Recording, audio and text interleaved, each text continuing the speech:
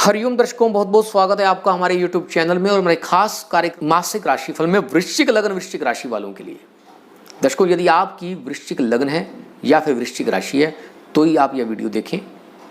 वृश्चिक लग्न वाले इसको ज़्यादा देखें क्योंकि हमारा जो फलित होता है, हमारा जो ये राशिफल बोला जाता है, ये लग्न बेस है। यदि आपका वृश्चिक लग्न है और राशिफल है, प्रभाव पड़ता है, लेकिन इतना नहीं जितना लग्न पर आधारित है, तो लग्न से ज़्यादा देखें आप। तो 1 जून 2020 से 30 जून 2020 तक का समय कैसा रहने वाला है। और एक बात और भी बता दूं मैं आपको अपनी जन्म कुंडली का ज्ञान होना परम आवश्यक है। दूसरी चीज़, किस ग्रह की दशा चल रही है, किस ग्रह की अंतर्दशा चल रही है और वार्षिक कुंडली में इस समय कौन से योग बने हुए हैं, आपको इसका भी ज्ञान होना परम आवश्यक है। गोचर के प्रभाव तभी फलित होते हैं जब जन्म कुंडली में योग होते हैं, नहीं तो गोचर के योग हल्के फुल्के प्रभावी जरूर होते हैं। चलिए, सबसे पहले तो मैं आपको एक बता दूं, ग्रह गोचर में सबसे पहले सूर्यदेव की बात कर लेते हैं। सूर्यदेव 1 से 14 जून तक वृषभ राशि में है, 7th हाउस में है, दशमेश होते हुए। दर्शकों, यहां पर शुक्रदेव भी बैठे हुए हैं। तो सूर्यदेव के 7th हाउस में बैठने के एक तो ईगो की प्रॉब्लम आपकी दाम्पत्य जीवन में आ सकती है और आपके लाइफ में जो आपके अगर व्यवसाय में पार्टनर हैं उनके साथ ईगो बीच में आपका टकरा सकता है, तो थोड़ा सावधान रहना होगा। आपके अंदर खुद में अहम की भावना ज़्यादा हो सकती है, अहंकार बढ़ सकता है, इस बात का ध्यान रखना, क्योंकि जहाँ अहंकार बढ़ा वहाँ पर पतन शुरू हो जाता है। बचना है अहंकार से। एक योग बना हुआ है जिसके प्रभाव से आपके जीवन साथी या फिर पार्टनरशिप के माध्यम से आपको इस मास में कैरियर में सफलता मिल सकती है। 14 जून से 30 जून तक मिथुन राशि में सूर्यदेव रहेंगे। अष्टम भाव में यह स्थिति शुभ सूर्यदेव की शुभ नहीं मानी गई है। पहली शुभ अशुभता थोड़ी सी हो सकती है, किस बारे में? सेहत को लेकर, आपकी इम्यूनिटी को सिस्टम को लेकर, इम्यूनिटी लेवल को लेकर, आपकी जो वाइटलनेस है, जो आपकी वाइटैलिटी है, उसको लेकर ध्यान रखें। बॉस के साथ, सीनियर्स के साथ, पिता के साथ संबंध भी मतभेद वाले हो सकते हैं, थोड़ा सा आपको ध्यान रखना पड़ेगा। और कैरियर को लेकर थोड़ी बाधाएं अड़चनें आ सकती हैं। यहाँ एक शुभ योग भी है कि अगर आप अपने पैतृक व्यवसाय के साथ जुड़कर कोई कार्य करते हैं तो आपको थोड़ा सा फायदा मिल सकता है। यहाँ आपको आपके जो सीक्रेट्स हैं, कुछ चीज़ें आपने अगर कोई गोपनीय तौर पर आप कर रहे हैं तो वह उजागर हो सकती हैं, उनका पर्दाफाश हो सकता है।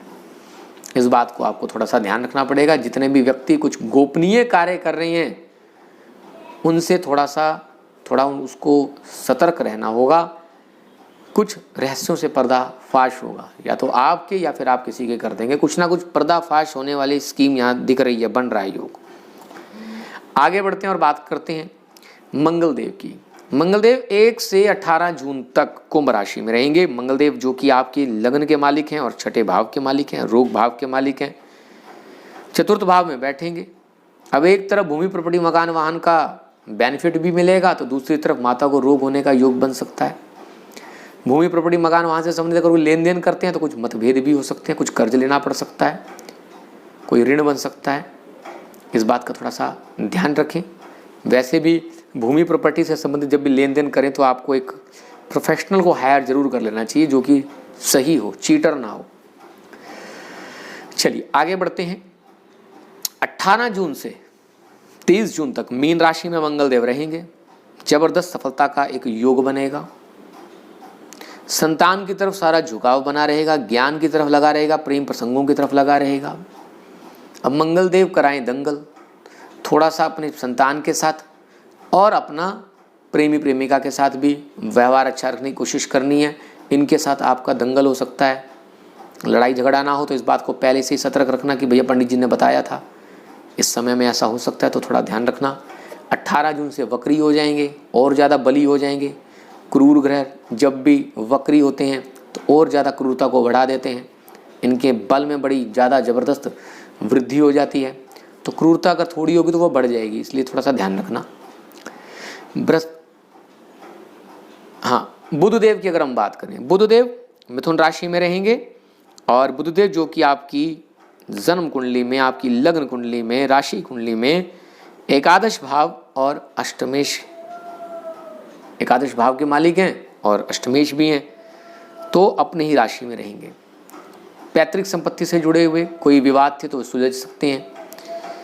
भूमि मिलने का यहाँ पर योग दिखाई दे रहा है, प्रॉपर्टी मिलने का यहाँ पर योग दिखाई दे रहा है। इस समय में भूमि मकान जो भी है, कोई ससुराल पक्ष से, कोई आपके पार्टनर्स के धन से आपकी भूमि प्रॉपर्टी मकान वाहन की जो मंशा है वह पूरी होने का योग यहाँ पर दिखाई दे रहा है। कोई गुप्त धन की प्राप्ति हो जाए, कोई लॉटरी वगैरह लग जाए, ऐसा योग दिखाई दे रहा है। दर्शकों, बृहस्पति देव की अगर हम बात करें तो मकर राशि में यहाँ पर वक्री पोजीशन में है और पंचम भाव के मालिक हैं, आपके धन स्थान के मालिक हैं, तीसरे भाव में बैठे हैं, आपके पराक्रम भाव में। तो आपको थोड़ा पराक्रम दिखाना होगा, उसके बाद ही धन बढ़ेगा। आपको एफर्ट्स अधिक करने होंगे, श्रम अधिक करना होगा, तो ही आपको फल मिलेगा। संतान का सुख भी और धन भी, कुटुंब भी, आपके प्रणय संबंध भी तभी ठीक होंगे जब आप अपनी तरफ से कुछ एफर्ट दिखाएंगे। शुक्रदेव वृषभ राशि में बैठेंगे, यह एक शुभ योग है। शुक्रदेव वृषभ राशि में बैठेंगे, सेवंथ हाउस में बैठ रहे हैं। शुभ योग कहां से कहा जा सकता है? विवाह की बात चल सकती है, विवाह की तरफ आपका रुझान हो सकता है। और पार्टनर्स की सेहत का आपको ध्यान रखना पड़ेगा अगर आप विवाहित हैं। अगर आप डिवोर्सी हैं या फिर आपकी कुछ परेशानी चल रही है और आप किसी एक रिलेशनशिप से निकलना चाह रहे हैं और दूसरी रिलेशनशिप में जाना चाह रहे हैं, तो कहीं ना कहीं इस समय में वह घटना घट सकती है। शनिदेव की अगर हम बात करें तो मकर राशि में रहेंगे। मकर राशि में तीसरे भाव में बैठकर शनिदेव शुभ प्रभाव देने वाले हो जाते हैं और आपकी कुंडली के अंदर तृतीयेश और चतुर्थेश हैं। बार बार मतलब कुछ स्थान परिवर्तन का योग भी बन सकता है। राहुदेव मिथुन राशि में रहेंगे जो कि अष्टम भाव में बैठेंगे, यह शुभ स्थिति नहीं है। राहुदेव का पाप प्रभाव अष्टम भाव को थोड़ा सा डिस्टर्ब करेगा, जिससे अचानक से कुछ घटनाएं घट सकती हैं। उस बात का आपको ध्यान रखना पड़ेगा। पेट कमर से नीचे के अंगों में कोई दोष उत्पन्न हो सकता है। अगर पहले से कोई योग है, खास तौर से गुप्तांगों में, तो वह थोड़ा बढ़ सकता है, उस बात का ध्यान रखना। केतु महाराज धनु राशि में रहने वाले हैं जो कि धन भाव को लेकर सारे मतलब उसकी पावर को एब्जॉर्व करते हुए नजर आएंगे।